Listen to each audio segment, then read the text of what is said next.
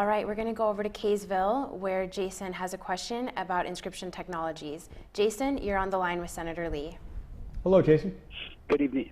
Good evening, Senator. First of all, as somebody who works in the tech industry, I'd like to thank you for being an outspoken supporter of our right to privacy as citizens to use encryption as we see fit to protect personal, business, and healthcare data. My question is, what else can be done, and what else might you be willing to do to more proactively protect this right through legislation rather than waiting to defend the position against calls for federal mandate on backdoors and things in such technology? Okay, great question, Jason.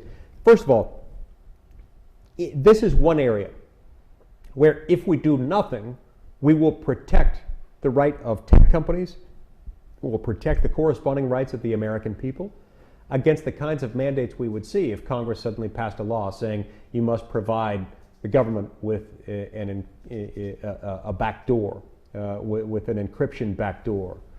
So this is one area where we want the absence of action. Now, it would be nice, I suppose, if we could pass something that said they couldn't do that. The problem there, Jason, is I don't think there's any way we could get enough votes to do that. Right now, there are so many people who are calling upon Congress, people even within Congress who are saying, oh no, you've got to give the police a backdoor.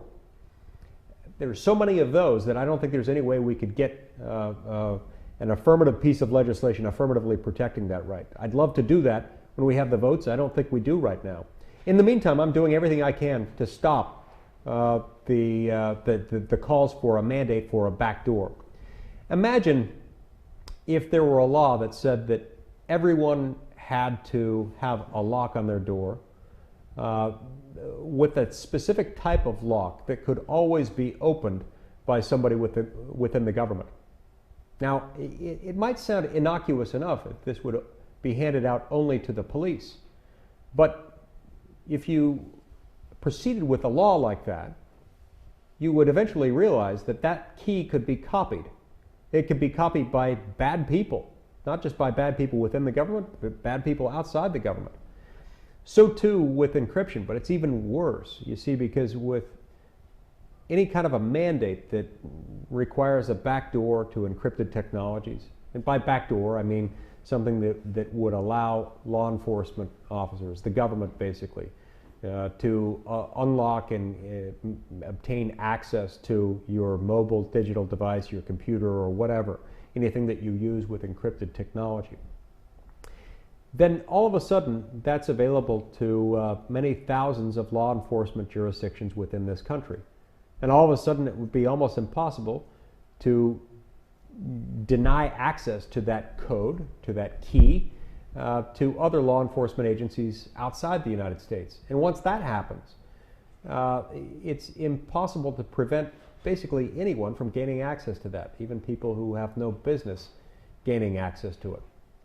What's more, if we started mandating that just within the United States, if we said any device built or sold within the United States has to be something that can be unlocked through a backdoor encryption key, then what we would see is a couple of things. First of all, there would be a big push in the market for people to buy devices that were manufactured and sold outside the United States. So we drive a lot of commerce outside the United States so that people could buy a device that couldn't be hacked by the government or by someone with access to the keys provided to the government. Another thing that we would see, and I confirmed this in a Judiciary Committee hearing with the FBI director and others just a few weeks ago, you'd also see a lot of people continuing to use devices that, even if they were subject to this backdoor encryption key mandate within the United States, they just use applications within that device that would in turn be encrypted and not subject to, not vulnerable to this backdoor encryption key. So these are all reasons why it's not the government's business to try to issue that mandate. Issuing such a mandate would be harmful. It would be harmful to your privacy interests.